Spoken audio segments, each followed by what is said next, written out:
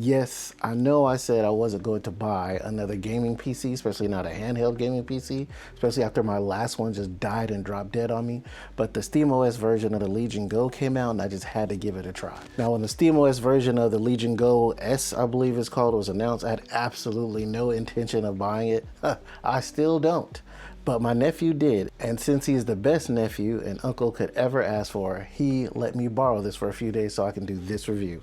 So the specs on the version he got is the Z1 Extreme, 32 gigabytes of RAM and a full terabyte of hard drive space. He really went all out with this one. I think the retail price on this is $829. Not to pocket watch you, my nephew, but you might have to let me hold a little something. Let's just do a quick first impressions of what I think about this. So it has an 8-inch LCD screen. I believe it's an IPS LCD screen. It looks really good. I know it's not OLED, that's what everybody always talks about, but it looks pretty good to me the way that it is. It has a 120 refresh rate and it actually comes with VRR. VRR, which stands for variable refresh rate, is probably the best feature of it because even if you're getting something in probably the 45 to 55 range, it'll still look super smooth because the VRR will smooth that out for you. So as for around the device, when we're looking around it here, on the top you got your power button, volume up and down button, headphone jack for a physical headphone jack if that's what you want, 2 USB-C plugs, one for charging and probably another for accessories, or both for either or, I would imagine.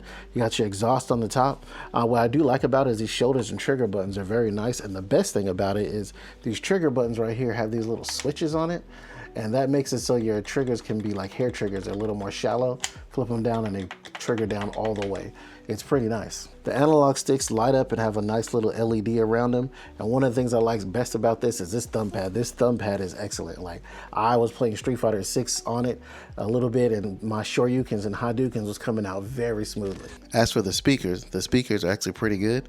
Maybe not quite as good as the MSI Claw because those were booming, but these are pretty good too. Check it out.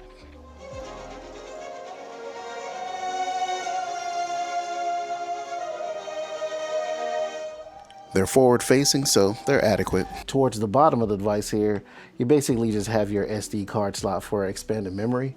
Now physically, this is a chunky boy. It's pretty curvy and nice and thick. You know, guys, we like them curvy and thick, you know what I'm saying? And it feels really good in the hands, ergonomically speaking.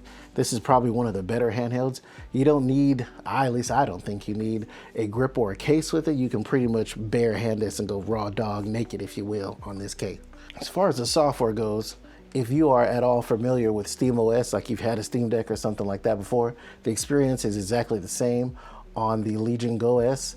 At least the SteamOS version, of course.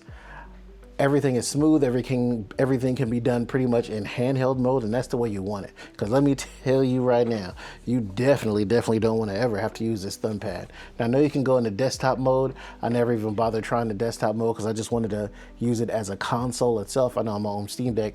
I used to do that sometimes. Yes, I used to own a Steam Deck. I wound up selling it because it was a little underpowered for me. But this one seems pretty good with the Z1X Extreme or Z1E, excuse me, and you can play a little more games with it. Speaking of gameplay, all this extra talk, I'm sure that's what you guys really wanted to talk about. But before we get into that, I would like to thank you, my sponsor, you, the watchers, the subscribers, the commenters, the likers. You guys, thank you very much for all your interaction. I love it all, and I always reply to all your comments or most of your comments if I can. But without that, let's go ahead and show what some gameplay looks like. So your lower end games, your pixel games, certain games that maybe older games from back in the day will run very well on this, especially with the software. You can tweak your power resources, you can tweak the resolution, all those things to get the gameplay the way you really want it to be. Most games will play pretty well, but obviously this is not a desktop PC. It's not going to have that same kind of power, but it should be good enough. I myself, I don't really bother too much with the actual graphics. I really focus more on performance, so I'll put everything on low if it'll get me a smooth performance, especially turn those shadows down and anti-aliasing down, and that'll really get you some FPS if that's what you're like, if you're an FPS snob like me. So in conclusion, this is a pretty good piece of kit, as they like to say, but it's just expensive, man. $829, I can't do it. Y'all know I'm cheap, I like a deal.